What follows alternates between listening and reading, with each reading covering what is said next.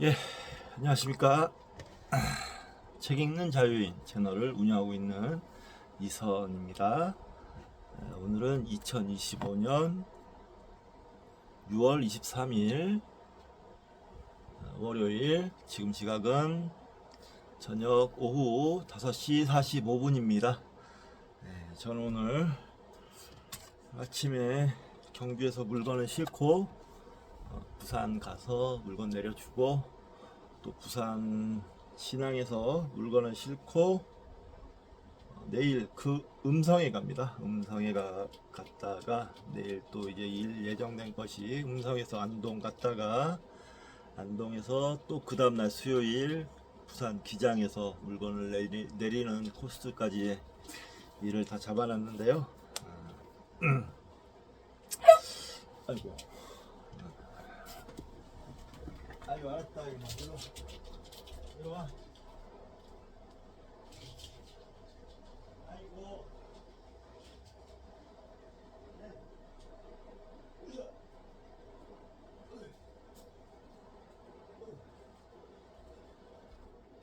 혼자 잔로에다가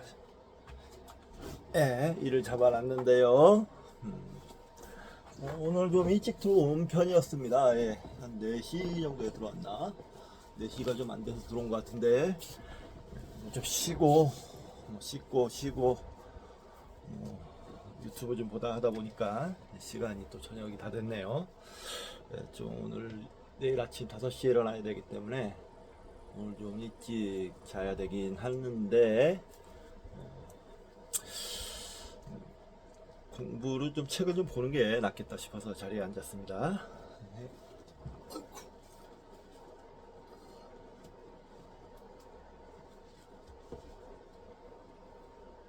으쌰! 아야 다리야. 정규 앉아.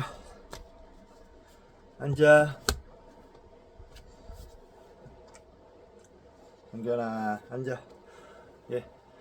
이번 시간은 제가 어제 말씀드린 대로 추계 시대는 당분간 잠깐 좀 멈추고,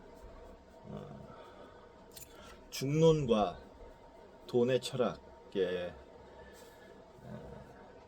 진도를 좀 빼겠다라고 말씀을 드렸습니다. 그래서 이번 시간은 돈의 철학 미디어북을 할 텐데요. 하기 전에 책을 또 소개시켜 드리겠습니다. 성스러운 자연. 책은 지금 읽고 있는 추계시대의 저자 카렌 암스트롱의 책입니다. 이로써 국내에 번역된 카렌 암스트롱의 책은 다 샀습니다. 성스러운 자연, 잃어버린 자연의 경의를 어떻게 되찾을 것인가. 카렌 암스트롱. 정영목 옮김. 정영목 옮김 이렇게 되어 있는데, 이 번역자분도 추계시대를 번역하신 분이라 이분이 카렌 암스트롱 책을 많이 번역하셨어요. 믿음이 갑니다. 번역이 아주 훌륭하시거든요. 도서출판 교양인에서 나온 책입니다.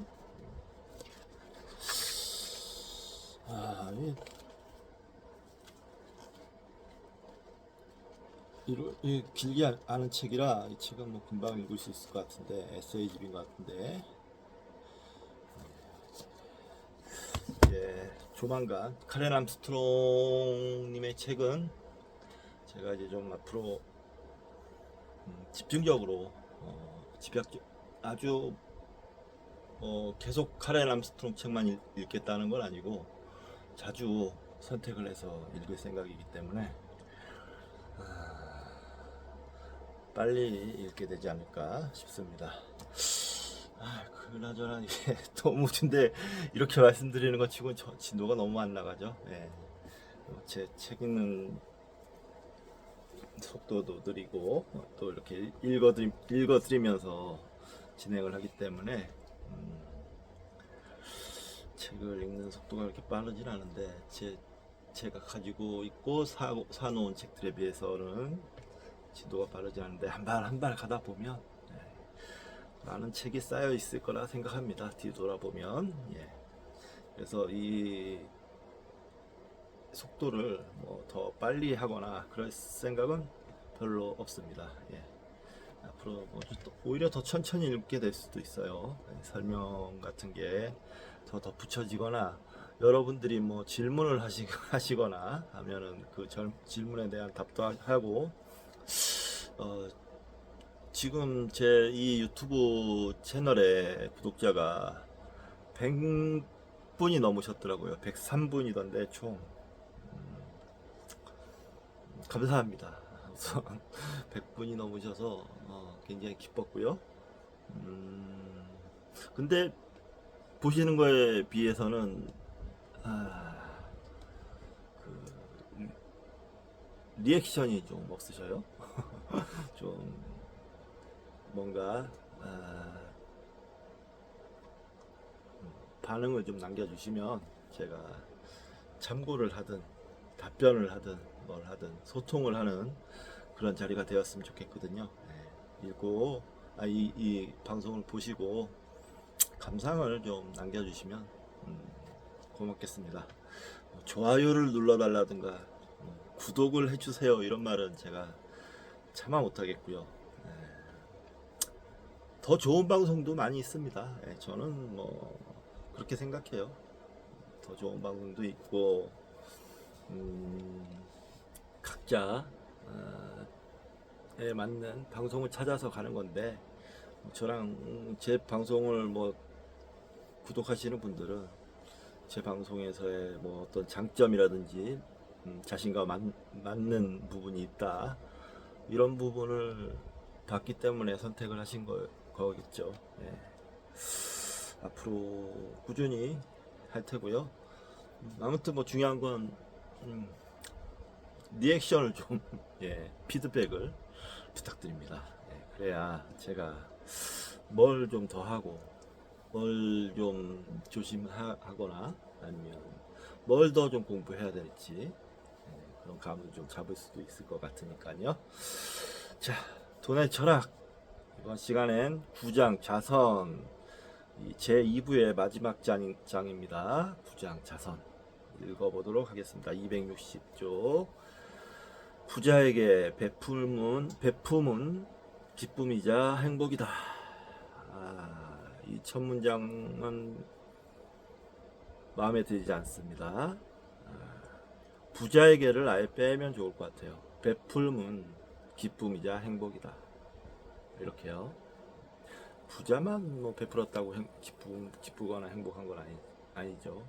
물론 부자에게만이라고 되어 있는 건 아니지만 문장 자체는 너무 뭐랄까 주어를 잘못 둔 것 같아요. 예. 진정한 기쁨은 남을 돕고 혼자서 조용히 느끼는 내면의 희열이다. 예. 저도 그렇게 생각합니다. 재물을 간직하는 것은 남에게 베풀어 주는 것만 못하다. 도둑에게 빼앗길 것을 염려하지 않아도 되고 불에 탈까 근심하지 않아도 된다. 그리고 내 죽은 뒤까지 꽃다운 이름을 천년도록 남길 수 없으니 천하에 이처럼 큰 이익이 어디에 있는가. 다산 정약용의 제멸론이다. 1762년에서 1836년.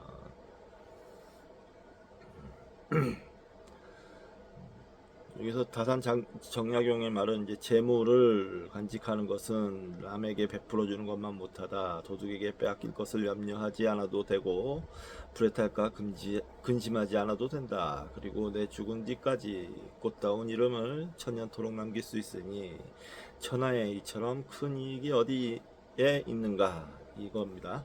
미국의 큰 부자들은 재산을 자식에게 넘겨주기보다 기부하는 것을 선호한다. 자식들이 거액의 유산으로 편하게 사는 것보다 직접 재산을 만들어가면서 인생의 의미를 깨닫는 것이 더 중요하다고 생각하기 때문이다. 네. 베푸는 삶의 행복을 느낀다. 자본주의 첨단국 미국에서는 승자 독식 시스템이 작동한다. 우리나라가 더 하죠.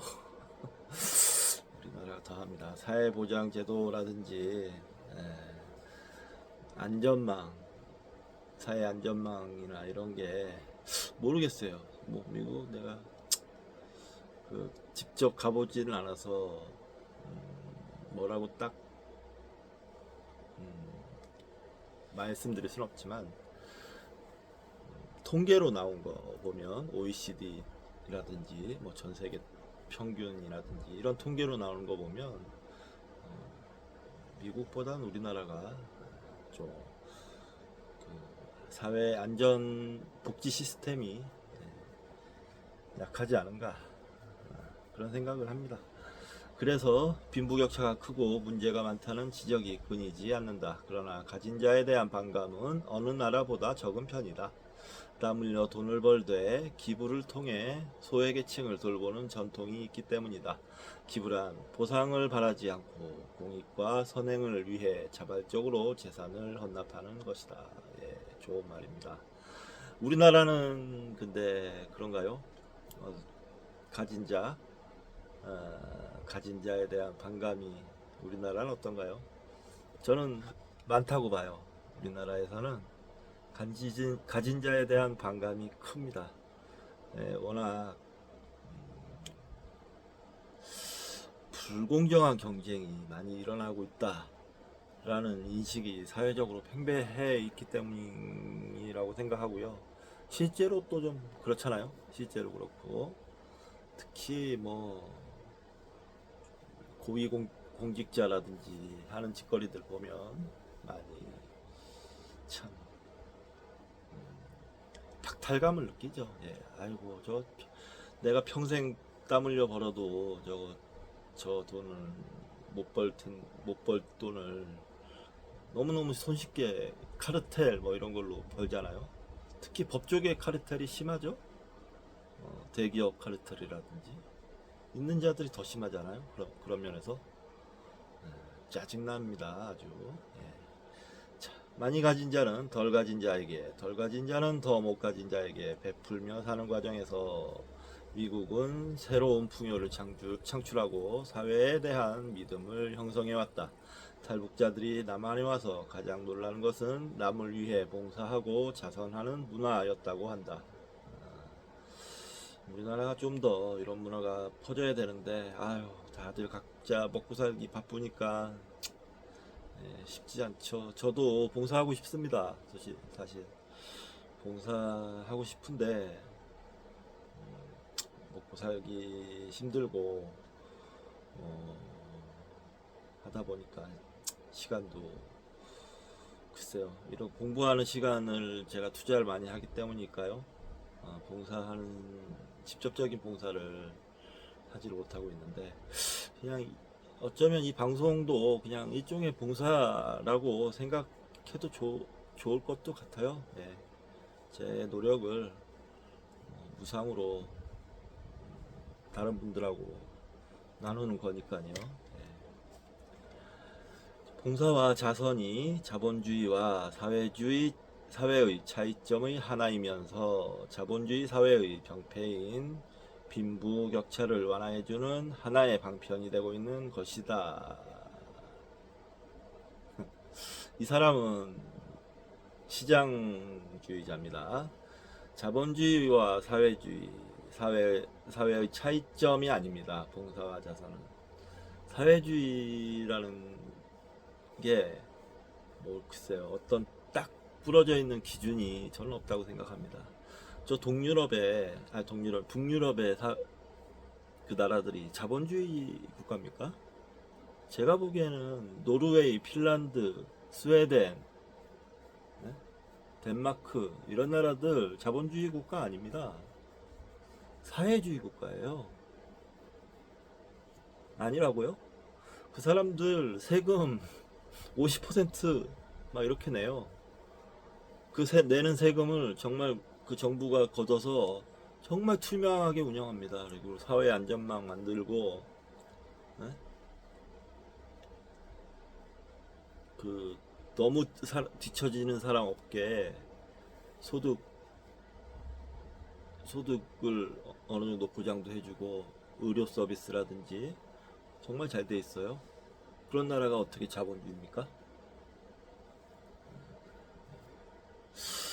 문제가 있는 시각을 갖고 있어요. 이분은 제가 계속 비판도 하고 있습니다. 지금 읽으면서 비판 많이 하는데 정말 좀 약간 천박한 자본주의 사상에 경도된 사람인지 아닌가 그런 생각을 합니다. 그런데 이제 전에도 말씀드렸지만 이 사람이 그래도 이 저자가 그래도 장점이 많은 자료를 모아서 전방위적으로 소개를 하는 면에서는 조금 장점을 가지고 있어요. 그래서 읽으면서 이 사람이 모아놓은 이 자료를 검토해보는 그런 것만 해도 굉장히 유익하기 때문에 이 책은 완독을 하기로 했습니다. 이 전 책은 완독을 안 했죠. 제가 아주 천박한 책이어서 욕도 많이 하고 2장만 읽고 그만뒀는데 아마 제 예상에 뭐 이런 어설픈 경제책들이 이런 식의 시각을 많이 갖고 있는 것 같더라고요. 그래서 이런 경제책들은 비판적 읽기를 좀 더 적극적으로 해야겠다라고 생각하고 있습니다. 1831년 프랑스의 역사가 알렉시스 토크빌, 1805년에서 1859년은 미국을 여행하고 쓴 미국의 민주주의, 1840년에서 미국 사회가 유지되는 중요한 정신적 자산으로 기부와 자원봉사를 꼽았다. 록펠러 재단이 장학생 1만 명을 공부시켜 60명의 노벨상 수상자를 배출한 것이나 빌 게이츠의 도움으로 300만 명의 빈민이 디지털 디바이드, 인터넷 혜택의 격차를 극복하고 있는 것은 미국식 기부 문화의 결실들이다. 이런 건 정말 미국의 장점이죠. 큰 장점이죠. 미국에서 돈을 이거는 인용입니다. 미국에서는 돈이 아무리 많아도 기부를 하지 않으면 상류사회나 엘리트 모임에 끼일 수 없다. 이는 일반 시민들도 그러하다. 하버드 대학 오스트로워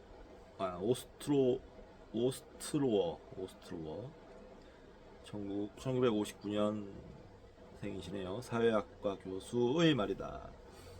미국인 자선가는 이렇게 말한다. 베푸는 삶에 행복을 느낀다. 물질적 풍요를 즐길 때 일종의 죄의식이 엄습했다.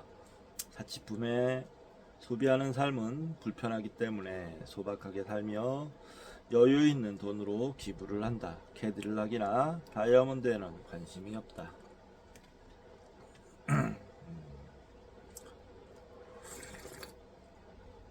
이런 사람은 진짜 성숙한 부자라고 할 수 있죠. 성숙한 부자. 인간적으로도 성숙한 것이죠. 저는 개인적으로 다이아몬드에 환장하는 사람들 보면 이해가 안 가요. 뭐 그걸 팔아서 돈으로 바꿀 생각이 아니라면 다이아몬드 뭐 이렇게 보고 있는 거 소유하고 있는 게 뭐가 그렇게 좋을지 모르겠습니다. 뭐 보고만 있어도 좋을지 어쩔지 모르겠지만 저는 뭐 어떤 장식품 같은 거는 금장식이라든지 뭐 이런 거 하지 않습니다. 반지도 예전에 그 연애할 때 반지 그때 껴보고는 그 이후로는 끼지 않아요. 그런 걸 싫어합니다. 뭐 이렇게 손에 뭐 이렇게 몸에 걸치고 이러는 거를 너무너무 안 좋아해요. 기분이 나쁘고 번거롭고. 귀족 계급이 따로 없던 미국에서는 1776년 독립혁명을 거치면서 모두 천부적 시민의 자격을 부여받은 미국인으로서 어느 특정 계층에게 의무를 요구하기보다는 자신이 속한 현재의 위치에서 사회를 위해 무엇을 할 것인가를 더 중히 여긴다. 이런 이유로 미국에서 기부는 특정 계층의 의무가 아닌 전 국민의 의무로 자리 잡았다. 그런가요? 이렇게 단정할 수 있어요? 저는 의문인데요. 그러면 미국이 지금 천국처럼 돼 있어야죠. 그렇진 않잖아요. 미국의 어마어마한 미국의 빈부격차 어떻게 설명할 수 있습니까? 이 사람 이거는 이런 말을 함부로 하는 게 아닙니다. 자, 인용입니다. 자선은 주는 자와 받는 자를 축복하는 것이니 미덕 중에 최고의 미덕이다. 섹스피어의 말이다. 탈무드는 부자가 되기를 원한다면 베풀어라고 가르친다.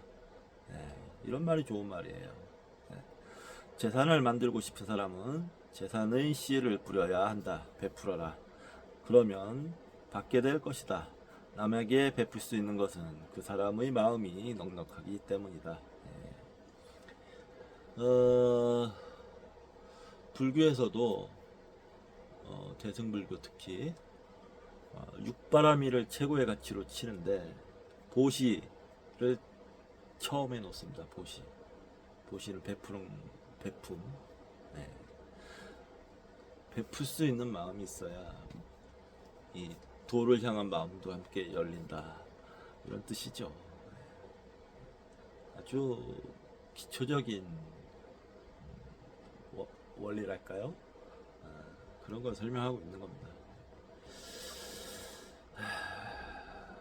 마음이 넉넉하고 너그러운 사람의 주변에는 사람들이 모여든다. 사람들이 모여들면 그만큼 기회가 많아진다. 덕을 베푸는 것은 성스러운 것이고 재물을 나누는 것은 지혜로운 것이다. 선을 쌓는 집은 경사가 넘치고 악을 쌓는 집은 재앙이 넘친다. 주역에 있는 글이다. 네, 주역. 보시는 나누는 것. 붓다의 설법이 다음과 같이 전해진다. 세상에는 두 종류의 기쁨이 있어. 하나는 받는 기쁨이요, 다른 하나는 주는 기쁨이요. 그대는 이제 받는 기쁨에서 주는 기쁨을 누리기 바라오. 받는 기쁨은 더 많은 것을 원하게 되고 또 그것을 지키려는 괴로움으로 변하기 쉽다.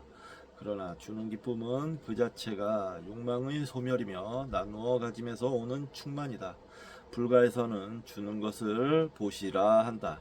보시는 명예와 이익을 위해서가 아니라 보시를 좀 했다고 우쭐거리거나 본을 바래서는 안 된다. 보시를 하면 이런 말이 있습니다. 보시를 하면 보시하고 나서 그 보시를 잊어버려라. 보시했다는 사실을 잊어버려라. 보시를 할 때는 받을 사람을 가려서도 안 된다. 보시는 베푸는 것이 아니고 나누는 것이다. 근본적으로 자기 것은 있을 수 없기 때문에 한때 맡아 가지고 있는 것을 이웃과 함께 나누는 것이다. 베푸는 데에는 높고 낮은 수직관계가 생기지만 나누는 데에는 수평적인 유대를 이룬다. 네, 이거 좋은 말이네요. 베푼다는 건 수직관계가 생기죠. 높고 낮은. 높아서 내가 뛰어나서 잘나서 베푼다 라고 얘기하는 거지만 나누는 거는 그런 마음이 없죠. 우리 같이 삽시다 하면서 하는 마음으로 주는 것이 나누는 마음이죠. 그러니까 베품보다는 나눔이 훨씬 더 숭고한 가치가 있는 것 같네요. 베품도 좋고 나눔도 좋습니다. 할 수 있는 건 하죠 뭐. 여기 그러면서 사진 한 장이 있는데 이제 중국집 배달원이신 모양이에요. 오토바이를 타고 뒤에는 철가방이 있고 환하게 웃는 모습인데, 철가방 천사 김우수 1957년에서 2011년 미혼모의 아들로 소년원도 다녀왔다. 쪽방 월세 25만원을 제외한 월급 70만원은 어린이들을 위해 썼다. 여유가 있어야 돕는다는 건 핑계일 뿐이라고 말하던 그가 2011년 교통사고로 생을 마감했다.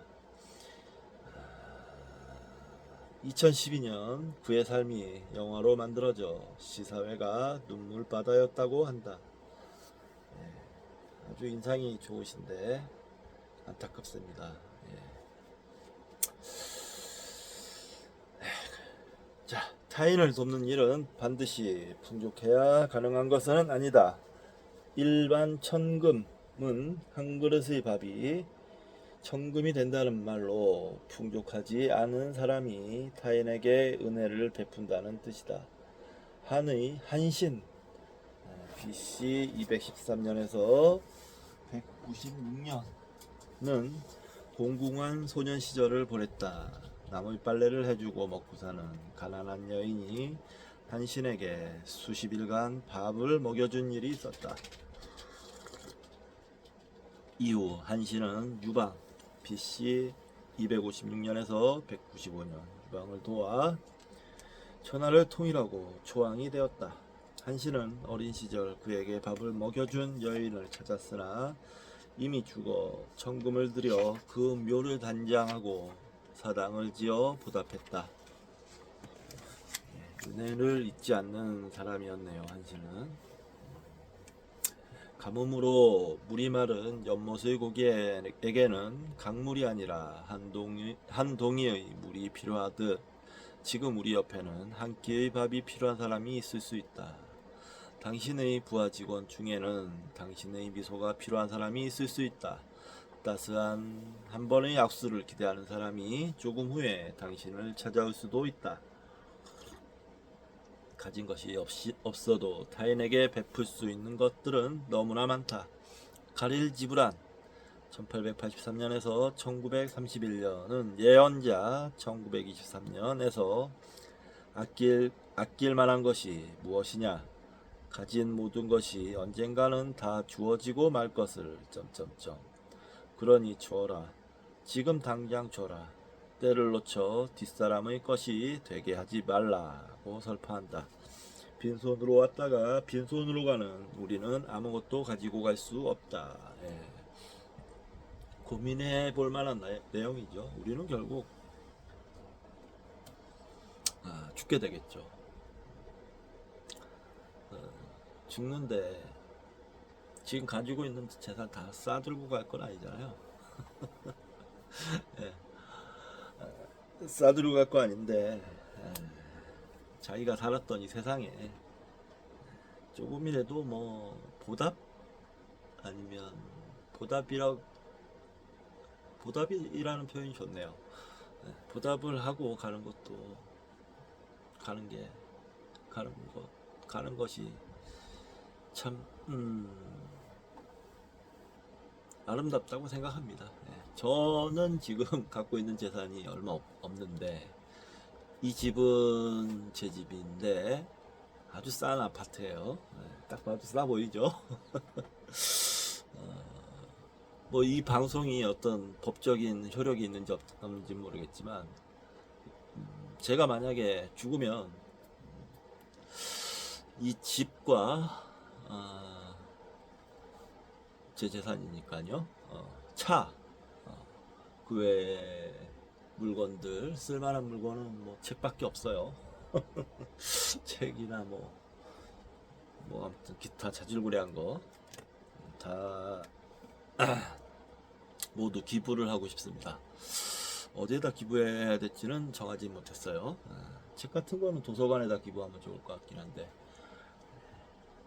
그렇게 생각하고 있습니다. 근데 아직 그런 것도 좀 생각을 해봐야 될 것 같아요. 법적으로 효력이 있게끔 제가 뭐 언제 어떻게 될지 모르잖아요. 특히 또 일 자체도 위험한 일이에요. 화물차를 하고 있기 때문에 까딱하면 갑니다. 그러니까 좀 그런 장치를 마련해 놓는 게 좋겠네요. 안 그러면 혼란할 것 같아요. 혼란스러울 것 같아요. 다른 사람들이. 글쎄요. 좀 이제 생각 좀 해보겠습니다. 부는 이 사회에서 나온 것. 대부분의 존경받는 부자들은 자식에게 재산을 물려주는 대신 정신을 물려줘야 한다고 말한다. 기업은 개인 소유가 아니라 직원들의 것, 나아가 사회의 것이다. 부 역시 사회에서 얻은 것인 만큼 필요 이상의 것은 사회에 환원해야 한다.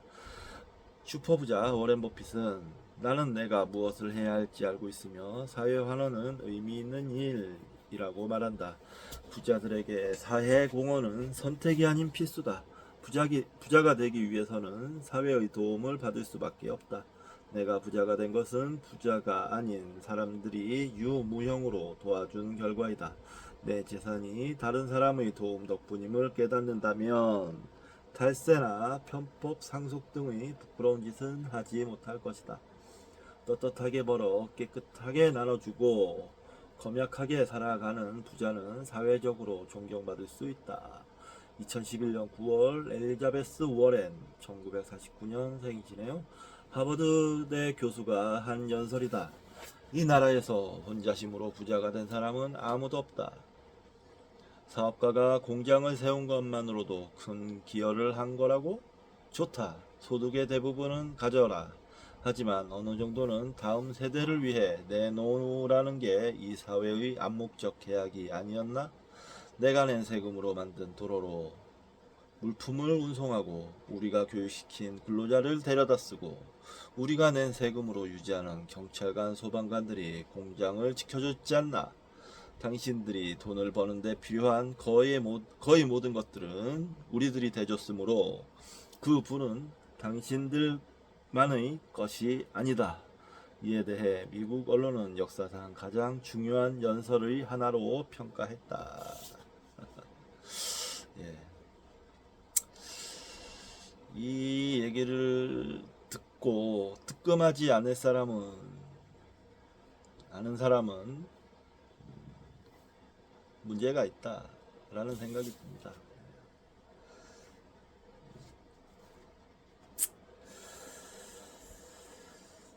좋은 말씀이었어요. 예. 부는 나누기 위해 모이는 것이다. 자신의 부가 다른 사람들에게 더 나은 삶이 될 수 있게 해야 한다. 따뜻한 가슴이 없으면 부는 차가운 돌멩이와 다름없다. 돈은 베품과 함께 할 때 좋은 것이다. 명주옷은 사촌까지 덥다. 부자의 혜택이 주변에 미친다는 속담이다. 부자는 많은 사람들의 밥상이라는 말도 있다.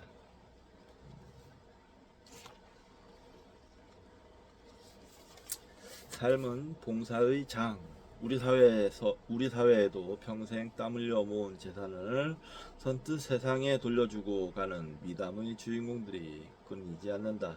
삶은 봉사의 장이다. 봉사하는 삶은 힘들지만 얻는 기쁨이 훨씬 더 크다.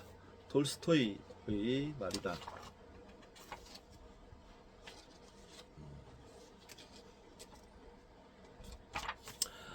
제레미 벤담 1748년에서 1832년 벤담은 타인에게 베푸는 기쁨에 비례하여 자신의 기쁨이 쌓인다고 역설했다. 봉사는 남을 위한 것이라고 생각하기 쉽지만 실은 자신의 존재 가치를 재확인하면서 정신적 보상을 받는다.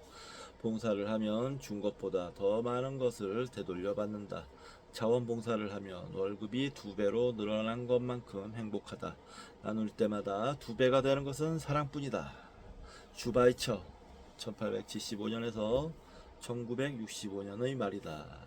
남을 돕는 것은 자신을 돕는 것이다. 이 슈바이처 박사는 의사로 유명하죠. 근데 아프리카에 가서 의료 봉사를 한 것으로 유명한데 그 전에 사실은 신학자였습니다.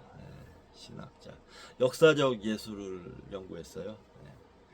그러다가 각성이 와서 그리스도의 사랑의 가치를 몸소 실천하고자 의대에 갑니다. 의대에 가서 신학자였는데 의대 가서 의사 면허를 따고 아프리카로 가서 평생 봉사를 했죠. 돈을 잘 쓰는 것은 돈을 버는 것보다 어렵다. 피땀 흘려 모은 재산을 아무 대가도 바라지 않고 남을 위해 바치는 것은 최고급 인간만이 할 수 있는 일이다. 최고급 인간. 이 말이 멋있게 들리네요. 최고급 인간. 네, 동의합니다. 네, 최고급 인간. 내 돈이 소중하지 않은 사람이 어디에 있겠는가. 쉽게 기부하는 자선가라도 알고 보면 마음고생이 있다. 방송인 김재동 1973년생이시네요. 나보다 한 살이 많습니다. 제가 빠른 치사니까.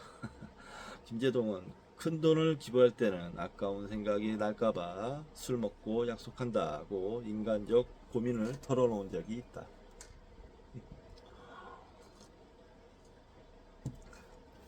알고 보면 제가 행복하자고 하는 일입니다. 남을 위하기 전에 저 자신을 위하는 일이죠. 돈, 왜 아깝고 귀하지 않겠습니까?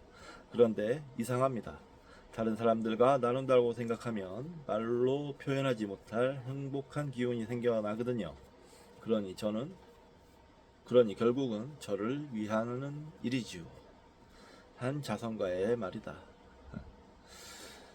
네, 좋습니다. 귀한 돈을 남을 위해 내놓는다는 건 참으로 위대한 일이다.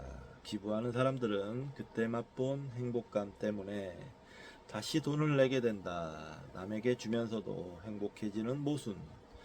그것은 남을 돕고 기부해 본 사람만이 느낄 수 있는 신비한 비밀이다. 기부는 받는 사람만 행복하게 하는 게 아니라 주는 사람에게도 넘치는 행복을 안겨주는 것이다. 그래서 좀 그런 것도 좀 연구를 하고 싶어요. 뭐 이타적 유전자 뭐 이런 거 연구를 하잖아요, 요즘에. 네. 또는 뭐 친절한 것이 살아남는다. 뭐 이런 책도 있고. 그런 좀 이타성에 관한 뭐 공감의 시대 이런 것도 있고. 이타성에 관한 책도 또 좀 읽어봐야 될 것 같습니다. 읽어보면서 과연 이타성이 어떤 생물학적 기제로 발휘가 되는지, 어떤 생물학적 시스템, 연결고리 뭐 이런 걸로 발현이 되는지 궁금해지네요. 자, 짜투리 지식 네모입니다. 완전히 다른 세상이 열릴 겁니다.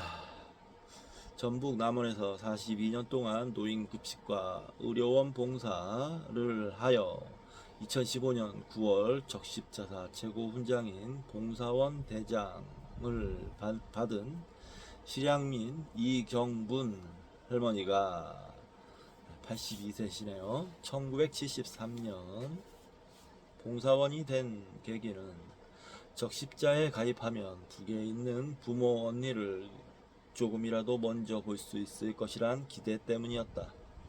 처음부터 봉사하겠다는 생각은 없었지. 그런데 도움받는 사람이 좋아하니 나도 좋더라고. 그 행복감에 이끌려 어느덧 42년이 지났네요. 지금까지 19번 이산가족 상봉이 있었지만 할머니는 한 번도 상봉을 신청하지 않았다. 봉사가 늘 보람으로 채워진 것은 아니다. 순수한 봉사가 아니라 돈 받고 하는 일이라고 여기는 사람도 적지 않았다. 노숙인이나 탈북자가 다음에 올 땐 옷이랑 신발도 좀 사달라는 요구도 있었다. 부산에서 37년 동안 13,600시간을 봉사해온 유진영 할머니 72세시네요. 실망스러울 때도 있지만 따뜻한 사람이 훨씬 더 많아 그만둘 수가 없어요. 봉사를 마치고 집에 와 누워 그날 하루를 떠올리면 절로 미소가 떠올라요. 봉사는 내가 베푸는 것보다 훨씬 많은 것을 준다고 생각해요. 경남 창원에서 26년 동안 18,643시간을 봉사해 온 황인혜 할머니 80세시네요. 는 흔히들 봉사는 돈과 시간이 있는 착한 사람이 하는 것이라고 생각하는데 그렇지 않아요. 누구든 봉사하다 보면 사람과 세상을 사랑하게 된다고 생각해요. 봉사는 시간이 나서 하는 게 아니라 시간을 내서 하는 거지요. 한번 시간을 내보세요. 완전히 다른 세상이 열릴 겁니다. 예. 느껴지는 바가 있네요.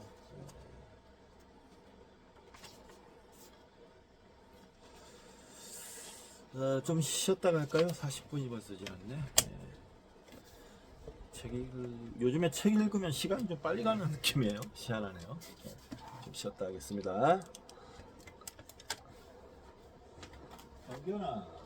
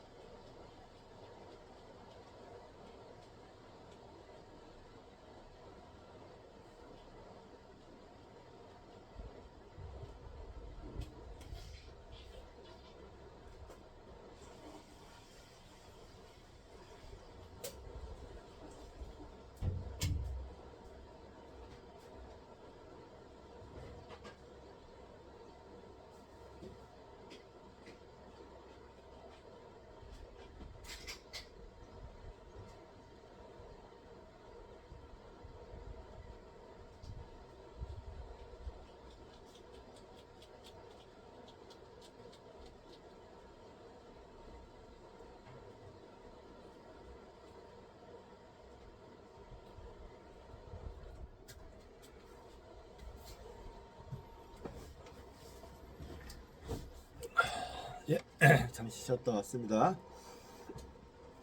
267쪽 카네기의 자선. 생전에 엄청난 부를 축적하고 그 과정에서 종업원들에게 욕도 먹고 이익을 위해 무리한 일도 적지 않게 벌였던 앤드류 카네기가 말년에 그 모든 허물을 덮을 수 있었던 것은 바로 자선 덕분이었다.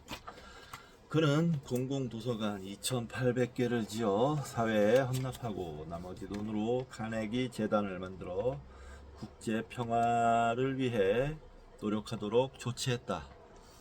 카네기는 1901년 66세에 철강 공장을 4억 8천만 달러의 모건계 제강 회사 US 스틸, 이 US 스틸이 얼마 전에 일본에 팔렸는데요. US 스틸에 매각한 후 13년의 여생을 부를 나눠주며 보냈다. 그는 부자는 사회재산의 관리인에 불과하며 남을 위해 현명하게 돈을 사용하는 것이 부자들에게 주어진 도덕적 의무이다. 부자로 죽는 것은 너무나 부끄러운 짓이라는 말을 남겼다. 카네기는 자손들에게 부를 물려주는 것은 물려주는 자손들을 불행하게 만든다.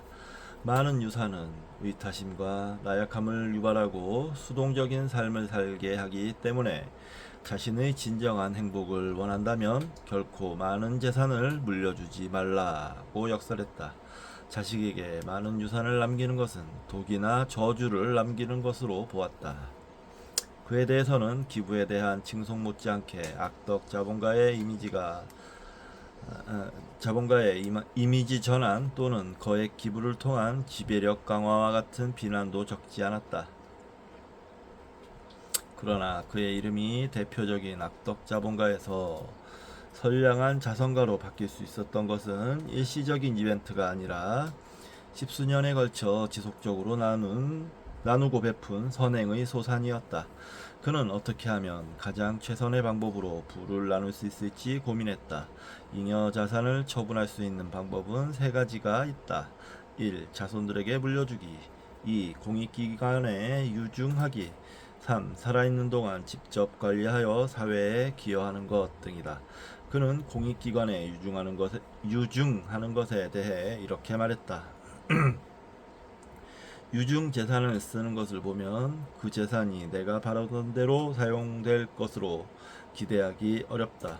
유증자의 소망이 무시되는 경우가 많다. 많은 경우 유증 재산은 유증자의 어리석음을 기념하는 기념물로 이용된다. 예, 그럴 때가 가끔 있었던 것 같아요. 지금 잘 기억은 나지 않지만 그 기부한 사람이 땅을 치고 후회할 것 같은 그런데 돈을 쓰는 경우도 있었던 것 같습니다. 카네기는 세 번째가 가장 좋다고 생각했다. 그는 경영수완과 창의력을 가진 부자들은 자신의 부를 나누어 주는 방법과 기술도 창안해야 한다고 믿었다. 가난을 겪은 부자들은 경험에 의해 가난을 극복하고 일어설 수 있는 방법도 알고 있어 가난한 사람들을 효과적으로 도울 수 있다는 것이다. 초등학교 4학년을 중퇴한 카네기는 몸소 가난을 겪었기 때문에 자선이 어떠한 효과를 갖는지 잘 알고 있었다. 그는 맹목적으로 베풀어지는 단순한 자선에 반대했다. 그는 자선이라는 이름으로 쓰이는 1,000달러 가운데 950달러 정도는 바람직하지 않게 사용되고 있다. 그런 자선 행위는 그것을 통해 치유 또는 경감시키려 했던 악을 오히려 유발할 수도 있다고 경고했다. 그는 부를 축적하는 데도 뛰어났지만 부를 나누어주는 일에도 해안이 있었다. 이런 겁니다. 그 보험회사들 있잖아요. 보험회사들을 보면 엄청나게 큰 빌딩을 짓고 전국적으로 회사 연결망이 돼 있고 뭐 주식 상장도 하고 엄청나게 부자잖아요. 근데 그 부를 사람들이 내는 보험금으로 이루어진 거란 말이죠. 근데 그 보험금이 제대로 만약에 100% 보험금을 낸 사람에게 돌아간다면 그런 게 그렇게 회사가 큰 게 말이 안 되는 거 아닐까요? 저는 그래서 보험회사들의 큰 건물 이런 거 보면 좀 아니 저거는 넌센스인데 하는 생각이 들더라고요. 그런 것도 마찬가지로 기부하는 뭐 자선 단체들 그런 단체들이 비영리 단체라고 하는데 사실은 많은 부분 기부를 하면 인건비로 쓰입니다. 예, 기부 단체 뭐 어쩔 수 없죠. 그런 단체나 시스템이 없으면 기부를 해도 그 적절한 기부가 필요한 사람들한테 가지 않을 테니까 예, 뭐 딜레마긴 한데 예, 딜레마죠.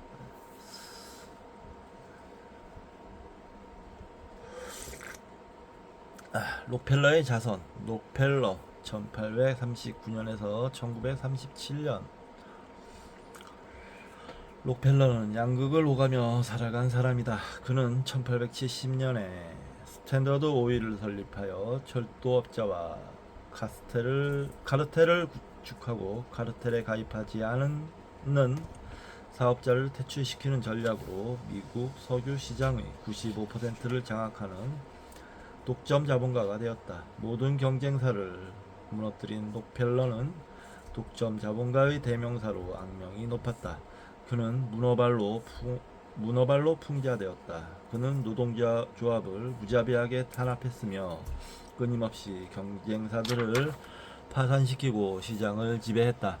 1882년 40개의 회사를 트러스트로 묶어 독점의 횡포를 부리는 그를 수백만의 대중이 저주했고 가장 혐오스러운 인물로 지목했다. 당시 시어도어 루즈벨트 대통령은 1858년에서 1919년 록펠러가 제 아무리 선행을 해도 그 부를 쌓기 위해 저지른 악행을 갚을 수 없을 것이라고 비난할 정도였다. 1905년 록펠러가 해외 전도회에 10만 달러를 기부하자 더러운 돈이라는 논란이 일기도 했다. 그는 돈에 관해서는 미치광이었으나 그 외 모든 것에 대해서는 제정신이었다. 고등학교 동기로 평생의 친구로 공화당의 거물 마크 해너의 말이다. 그는 55세 되던 해에 스트레스로 인한 불치의 위장병으로 1년 이상 못 산다는 사형 선고를 받았다. 마지막 검진을 받기 위해 휠체어를 타고 가는 그의 눈에 병원 로비의 액자에 실린 글이 눈에 들어왔다. 주는 자가 받는 자보다 복을 많이 받는다. 록펠러는 그 글을 보는 순간 가슴속에 전율이 일어 눈을 지그시 감고 생각에 잠겼다. 그때 병원 접수 창구에서 시끄러운 소리가 들렸다. 어린 소녀의 어머니가 울면서 딸을 입원시켜달라고 애원하고 병원은 돈이 없으면 입원이 안 된다며 다투는 소리였다. 록펠러는 비서에게 모녀 몰래 입원비를 지불하게 했다. 뒷날 소녀가 회복되자 록펠러는 나는 여태까지 살면서 이렇게 행복한 삶이 있는지 몰랐다고 표현했다. 록펠러는 그때부터 나눔의 삶을 결심하고 실행에 옮겼다. 신기하게 병까지 나아 98세까지 장수하며 자선을 지속했다. 록펠러는 인류의 복지 증진이라는 슬로건으로 1913년 5천만 달러를 출연하여 록펠러 재단을 출범시키고 시카고 대학 록펠러 의학연구소, 일반 교육이사회 등 각종 재단에 거액을 기부했다. 뉴욕 현대미술관과 링컨 센터도 록펠러 가문의 후원으로 세워졌고 유엔 본부땅도 록펠러 가문이 기증했다. 그가 생전에 기부한 돈은 5억 3천만 달러로 당시 미국 GDP 대비 비중으로 환산하면 현재 가치 1280억 달러 153조 원에 달한다. 그는 인생 전반기 55년은 쫓기며 살았지만 후반기 43년은 행복하게 살았다고 해고했다. 사람들은 그에게 따뜻한 시선을 보냈고 그의 이름은 후세에 아름답게 기억되고 있다. 그의 인생 전반부는 악랄한 자본가였으나 후반부는 위대한 자선가의 삶이었다. 줄기차게 그를 비난했던 신문왕 윌리엄 랜돌프 허스트 1863년에서 1951년은 록펠러는 자기의 돈을 모든 사람을 위해 쓴다. 질병 치료를 위해 세운 록펠러 연구소에 대한 공헌으로 노벨상을 받아야 한다고 썼다. 록펠러는 1937년 죽기 전까지 20년 동안 열렬한 찬사를 받았다. 록펠러는 자선을 베푸는 방식에 대해 고심했다. 그는 자기가 지원하는 사업이 자생력을 갖추는데 가장 신경을 썼다. 아무리 돈을 쏟아부어도 제대로 운영되지 않으면 밑 빠진 독에 불붙기가 되기 때문에 한 번에 큰 돈을 지원하지 않았다. 그는 먼저 종잣돈을 지원한 뒤 진행 상황을 보면서 제대로 굴러갈 가능성이 보이면 지원 액수를 늘려갔다. 지금도 록펠러 재단은 극빈자에게 직접 돈을 주거나 음식물을 지원하지 않는다. 그들은 아프리카의 대학에 장학금은 주되 아프리카 난민을 위한 음식물은 제공하지 않는다. 빈자들에게 자립자강할 수 있는 기회와 능력을 갖게 하려는 것이다. 이 방식은 실천하기가 쉽지 않다. 기업을 경영하듯 지속적으로 관심을 기울여야 하기 때문이다. 그러나 그것이 진정으로 그들을 돕는 길이라는 것이 록펠러의 기부 철학이다. 록펠러는 보이지 않게 사회사업을 했다. 시카고 대학이 설립자 록펠러의 이름을 학교명에 넣겠다고 했지만 그는 극구 사양했다. 자신이 기증한 건물에 이름이 새겨지는 것도 거절했다. 록펠러의 기부는 당대에 그치지 않았다. 그의 외아들 록펠러 2세는 평생 자선사업가로 살았다. 짜투리 지식입니다. 테레사 효과. 테레사 효과는 봉사를 생각하거나 보기만 해도 마음이 착해지고 몸도 영향을 받아 신체 내에 면역물질이 생기는 현상이다. 연구에 따르면 자원봉사자들은 그렇지 않은 사람들보다 오래 살고 강한 면역체계에 심장 발작이 더 적으며 심장 발작 후에도 회복이 빠르고 더 높은 자부심을 가지고 있다. 또한 젊었을 때 자원봉사를 하는 사람들이 하지 않는 사람들보다 더 나은 일자리를 갖게 된다. 자원봉사는 효과적인 인맥 형성의 기회이며 종종 사업계로 이어진다. 또한 자원봉사는 중요한 경력을 쌓는 기회이기도 하다. 많은 기업들이 이 사실을 깨닫게 되었고 그들의 고용원들에게 자원봉사를 권하고 있다. 많은 사람들이 나눠주니 행복했다고 말한다. 기부가 갖는 마력이다. 주위 사람들에게 봉사하고 그로써 인정을 받아 얻는 기쁨이 지속적인 행복한 삶이다. 꼭 필요로 하는 사람에게 돈을 기부하면 부자가 된 듯한 기분이 든다. 영원한 부는 타인을 돕는 자에게 온다. 사람들은 값비싼 옷을 사거나 화려한 휴가를 가는 등 자기만을 위해 돈을 썼을 때 자신을 부자로 느낄 거라고 생각한다. 그러나 우리의 무의식은 그러한 이기적인 우리의 마음을 불편하게 한다. 다른 사람이 성공할 수 있도록 도와주는 것만큼 자신에게 동기부여를 해주는 일도 없다.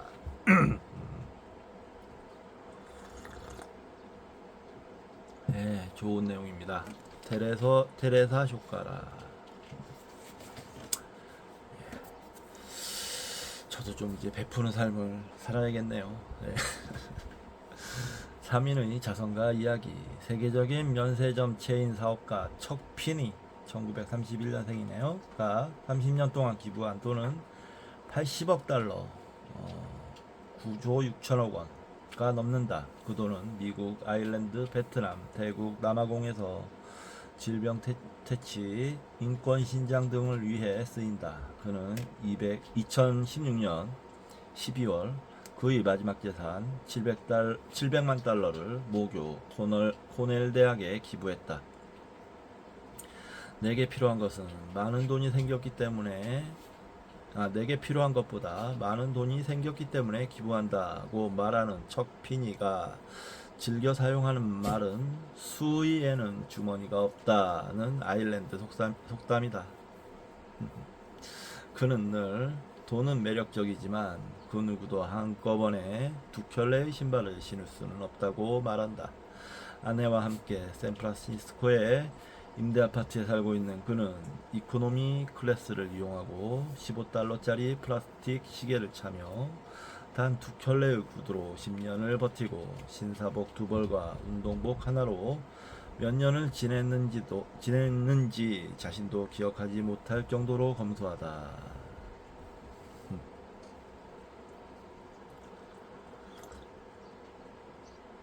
2008년 대구의 인터불고 그룹 권영호 1941년생이시네요. 회장이 시가 200억 원대의 땅을 계명대에 기부했다. 권 회장은 원양어선 기관장 출신으로 스페인, 네덜란드, 앙골라, 중국 등의 유통, 호텔, 건설, 수산업체 등 28개 계열사를 두고 있다. 인터불고는 스페인어로 조용한 작은 마을이란 뜻이다.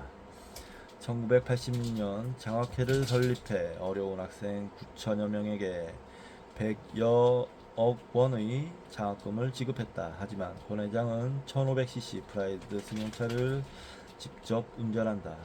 해외 출장 땐 일반석을 이용한다. 인터넷을 뒤져 가장 싼 항공권을 구입하는 구두쇠 짠돌이다. 다산의 목민신서 1818년에 있는 글이다. 전략만 하고 쓰지 않으면 친척이 멀어진다. 배품은 덕행의 근본이며 전략은 배품의 근본이다. 못에 물이 개어 있는 것은 장차 흘러내려 만물을 적셔주기 위함이다. 그래서 전략하는 사람은 베풀 수 있고 낭비하는 사람은 베풀지 못한다. 내가 귀양살이를 하면서 수령들을 살펴보았는데 나를 동정하고 도움을 주는 사람은 그 을복을 보면 반드시 검소했고 화려한 옷을 입고 얼굴에 기름기가 돌며 음탕한 짓을 하는 수령은 나를 외면했다.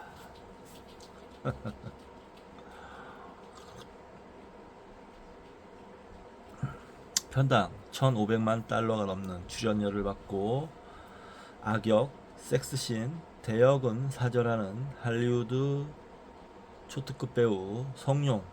성룡이 1954년생이군요. 성룡이 2008년 12월 전 재산 20억 위안 4천억 원을 사회에 내놓겠다고 선언했다. 인생은 빈손으로 왔다 빈손으로 가는 것. 나는 세상을 떠나기 전에 은행 통장을 깨끗이 비울 것이다. 전 재산을 가족이 아니라 사회에 기부하겠다.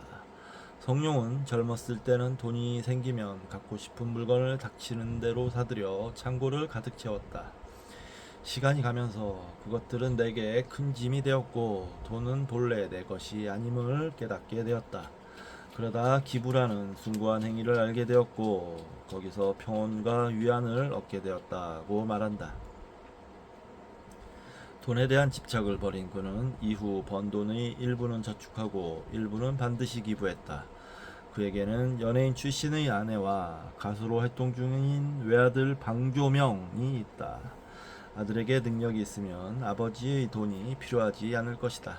능력이 없다면 더더욱 아버지가 모은 재산을 아들이 헛되이 탕진하게 할 수 없다는 것이 그의 자녀관이다.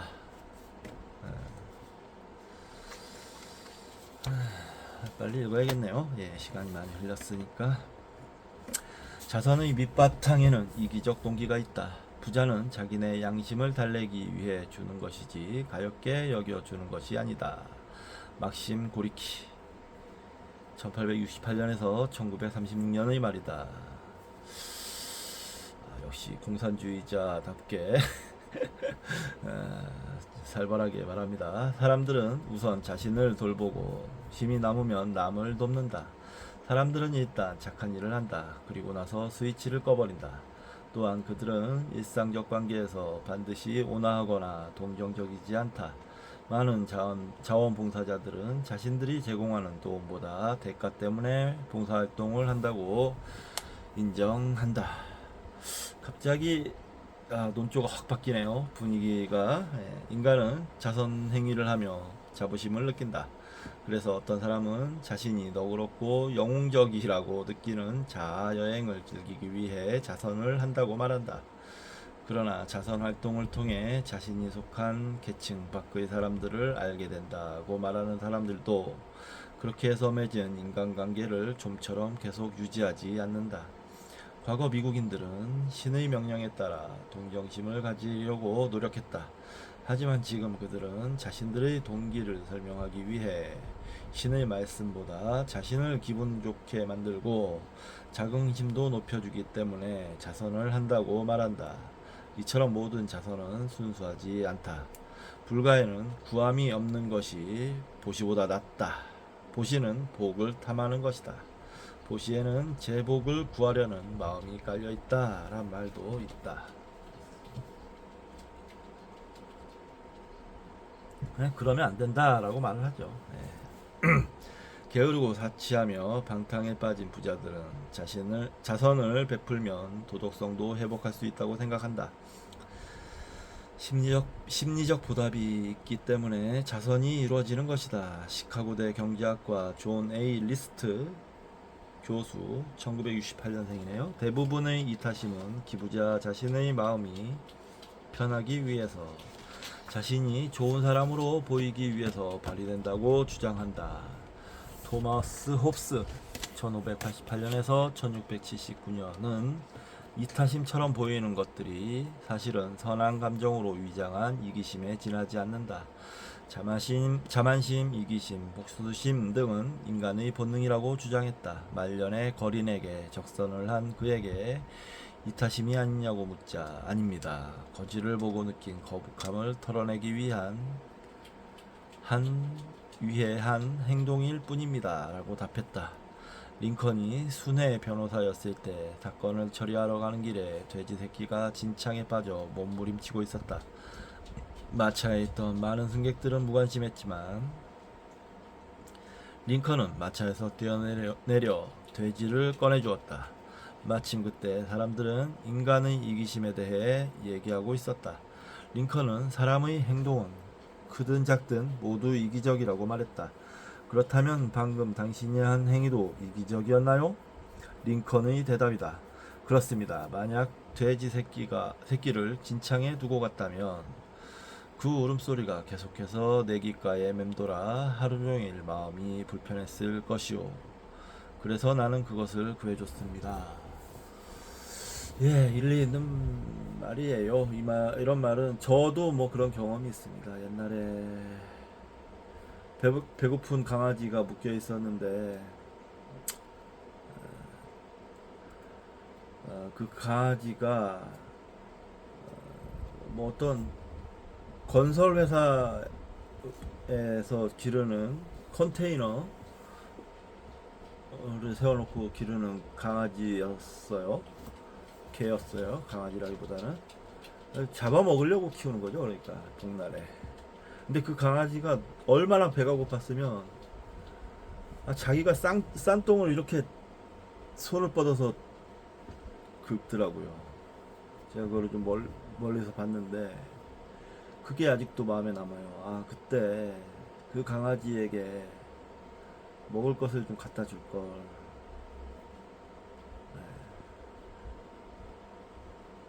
그게 아직도 기억에 남습니다. 그 외에도 뭐 생각나는 게 좀 한두 가지가 더 있는 것 같긴 한데 뭐 마음이 안 좋네요. 갑자기 그 생각을 또 하니까. 자, 자선의 그늘과 역기능. 남에게 돈을 주는 것도 쉬운 일이 아니다. 때로는 좋은 의도로 내놓은 돈이 뜻하지 않은 결과를 초래하는 경우가 있다. 꼭 주어야 할 사람에게 적당한 금액을 적절한 때에 올바른 뜻을 가지고 바람직한 방법으로 돈을 주거나 쓴다는 것은 쉬운 일이 아니다. 선한 자선 사업이 상대방에게 해를 끼치는 경우도 있다. 진정한 자선은 돈을 주는 게 전부가 아니다.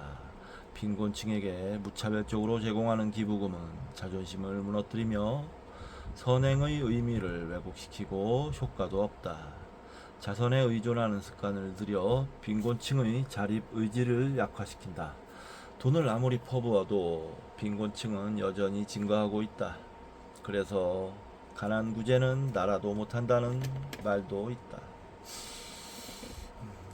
해야죠, 나라가 가난 구제를. 그러라고 있는 게 나라인데. 네. 이런 말은 쓸데없는 말입니다. 이런 말을 도구마로 삼으면 위험해요. 네. 가난하면서 게으른 사람들이 노력하지 않아도 먹고 살 수 있다면 그들은 노력하지 않는다. 사람들을 나태와 무력으로 몰고 계속해서 빈곤층에 머무르게 만든다. 최악의 인간 부류는 쉽고 편안한 길만 찾는 사람들이다. 열심히 노력하여 자립한 사람들이 게으른 사람들을 돕는 자선은 문제가 있다. 자선은 자아도취이며 악행일 수도 있다. 그럴 수도 있죠. 네, 이 부분은 제가 인정합니다. 공적인 자선 사업은 자칫하면 빈곤층의 태만을 부추긴다. 근검으로 얻을 수 있는 것들을 자선단체가 대신 해주는데 누가 열심히 일하고 저축하겠는가? 우리는 공짜로 먹고 살 수 있다. 공짜로 의료 서비스도 받을 수 있다. 공짜로 아이들을 교육시킬 수 있다. 일은 왜 하나? 저축은 왜 하나? 이것이 되풀이되고 있는 자선의 그늘이요 역기능이다. 이쯤에서 한마디 좀 하고 싶습니다. 이제는 세상이 바뀌고 있습니다. 아마도 안드로이드 로봇이 탄생했죠. 이제 적극적으로 실용화가 되면 인간이 할 일이 거의 사라질 겁니다. 그럴 때 인간이 뭘 해야 되는지 그 고민을 할 때예요. 놀고 먹는다. 일을 하지 않는다. 라고 비난만 할 게 아니고 그런 인간의 삶의 가치를 의 방향을 좀 틀 때가 와 가고 있어요. 제가 보기엔 그렇습니다. 그 튼다는 건 이 지금 자본주의 경쟁 체제, 경쟁에서 살아남는 것이 지상과제인 이 체제가 바뀌면 과연 인간의 삶의 의미는 무엇으로 찾아야 할 것인가? 이런 거 생각해야 할 겁니다. 열심히 일 안 한다고, 돈 되는 일 안 한다고 타박할 것이 아니고, 돈이 되지 않더라도 인간의 삶의 의미를 찾을 수 있는 일이라면 이제 권장해야 될 때가 왔어요. 와가고 있습니다. 거의 왔습니다. 예, 그런 말은 좀 하고 싶습니다. 패러다임이 바뀌어야 돼요. 간디는 섣부른 자선을 경고했다. 자선이 일하려는 의지, 저축, 자존 의식을 감퇴시키기 때문이다. 간디는 힌두 사회의 오랜 전통인 무료 급식과 외국으로부터의 원조, 특히 식량 원조를 반대했다. 잠비아 출신 경제학자 담비사 모요, 1969년생이네요. 모요는 원조가 아프리카를 더 가난하게 만들었다고 주장한다. 2000년 블레어, 1953년생이네요. 영국 총리가 거지들에게 돈을 주지 말라고 말했다가 많은 지식인들로부터 호된 비난을 받기도 했다. 이 말은 정말 좀 일리가 있는 게 제가 인도 가서 느꼈습니다. 인도에 가면 이것도 근데 어쩔 수 없는 일이긴 해요. 사람이 너무 많고 일자리는 없고 뭐 살아가야 하니까 그런 건데 인도에 정말 거지가 많습니다. 애들 특히 애들 거지가 많아요. 막 몰려들어요. 어디 갈 때마다 그 애들이 원 달러 하면서 근데 주지 말라고 합니다. 거기 인도 델리 대학 학생들이랑 같이 다니기도 했는데 델리 대학 학생들이 그런 얘기를 했었어요. 주지 말라고. 그렇게 주는 외국인들 때문에 저 사람들이 더 가난해진다고. 우리나라가 더 가난해진다고, 우리나라가 더 천박해진다고. 아, 그 말을 좀 생각을 했어요. 정말 그런 것 같더라고요. 한번 국어를 하게 되면 계속합니다. 달리 방법이 없기 때문에 국어에서 결과를 얻으면 말이죠. 그래서 인도에는 대대로 직업이 거진 사람들도 있어요. 많습니다. 예, 그런 점도 있다는 걸 일단은 알고 있어야 됩니다. 알고는 있어야 됩니다. 예, 적어도 알고는 있어야 된다. 이런 말을 좀 해보겠습니다. 자, 자선은 자강 의지를 약화시킨다. 니체는 자라투스트라는 이렇게 말했다. 1881년에서 자선을 다음과 같이 강력히 비난한다. 연민이나 동정은 거지를 만든다. 아름다운 심성으로 떠받드는 동정과 연민이 그 대상을 비참하게 만든다. 도와주지 않는 것이 더 고결할 수 있다. 동정은 소인배들이 덕이라고 부르는 것이다. 사람들은 동정과 연민을 받을수록 더 비참해진다. 아, 니체답네요. 니체답게 삐딱하면서도 날카롭습니다. 종말이는 이웃사랑이나 형제 그리고 동정이나 관용을 외치는 사람이다. 이런 덕목은 아름다운 인류애로 칭송받는다. 하지만 이것은 자신과의 끝없는 싸움을 통해 자기를 극복하려는 인간에게는 유해한 것이다. 노력하지 않고도 이득과 안락이 주어지면 자강 의지가 약화된다. 그래서 니체는 이웃 사랑보다는 자신에 대한 사랑을 권유한다. 그 사랑은 자국의 의지를 강화시키는 것이다. 붓다가 80세에 열반할 때 사촌 동생이며 10대 제자인 아난이 우리는 누구를 의지하느냐고 묻자 자신을 등불로 삼고 자신을 의지하라. 법을 등불로 삼고 법을 의지하라. 모든 것은 덧없으니 열심히 정진하라. 자등명 법등명 고 답했다. 요컨대 스스로 열심히 착하게 살아가라는 것은 곧 니체의 자강의지와 같은 말이다. 원래 이 부처님의 마지막 말씀은 자신이 등불로 삼으라는 게 아니고 자신의 섬으로 삼고 또 법을 섬으로 삼아라. 피난처로 삼아라. 섬이라는 건 이제 피난처를 의미하는 겁니다. 그런데 이게 중국 아함경으로 번역이 되면서 국경전 번역이 되면서 어떤 경로로 바뀌었는지 모르겠지만 이 등불이라는 걸로 바뀌었어요. 네. 뭐 근데 등불도 뜻은 통하니까 많이 쓰입니다. 예, 뜻이 통하니까 뜻 의미 의미가 통하니까 의미 뜻 뭐 멕시코 스타 하인스 워드 1976년생이네요. 동생이네요. 아직 40대구나. 하인스 워드의 어머니 김영희 씨는 접시 닦기, 호텔 청소부, 식품가게 점원 등으로 하루 16시간씩 일하면서 아들을 키웠다. 그런 어려움 속에서도 김 씨는 아들을 당당하게 키우기 위해서 저소득층에게 주는 정부 보조금을 받지 않았다. 항상 아들에게 프라이드를 가지라고 가르쳤다. 아들이 미식 축구 스타로 대성한 뒤에도 김 씨는 여전히 고교 식당에서 일했다. 스타가 된 것은 아들이지 내가 아니다 라면서. 아유, 멋있습니다. 존경스러운 어머니시네요.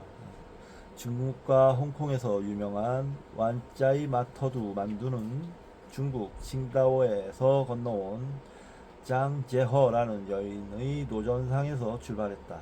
짱제허는 1977년 두 딸을 데리고 남편을 찾아 홍콩으로 왔다. 하지만 남편에게는 이미 다른 여자가 있었다. 남편과 이혼한 짱제허는 식당 설거지, 세차, 화장실 청소 등 온갖 꾸준히 일을 다했다. 사회복지 공무원이 빈민구제금을 타가라고 찾아왔다. 장제너는 거절했다. 저는 어려서부터 어머니께 받은 교육이 있습니다. 굶어 죽을지언정 허리를 굽혀서는 안 된다는 점점점. 장제너는 손수레를 마련해 완짜이 부두에서 물만두를 만들어 팔았고 물만두는 입소문을 타기 시작했다. 1982년 일본인 사장이 찾아와 합작을 제안했다. 완짜이 마토우라는 상호로 물만두 공장을 세워 중국빛 홍콩의 만두시장 점유율 20%의 강자로 성장했다. 두 여인은 니체가 말하는 독립자존의 모델이다.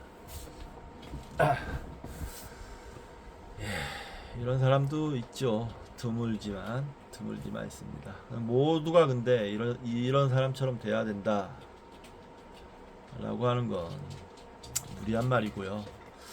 각자의 위치에서 최선을 다하자 정도의 말은 드릴 수 있겠네요. 예. 자, 뭐 이번 시간 즐거웠습니다. 예, 재밌게 잘 읽었어요. 예, 2부가 끝났고요. 제3부 돈과 삶 마지막 부입니다. 이거 읽고 다음 책으로 넘어가야죠.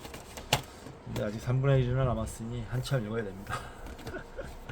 예, 몇 장까지 있는 거야 이거?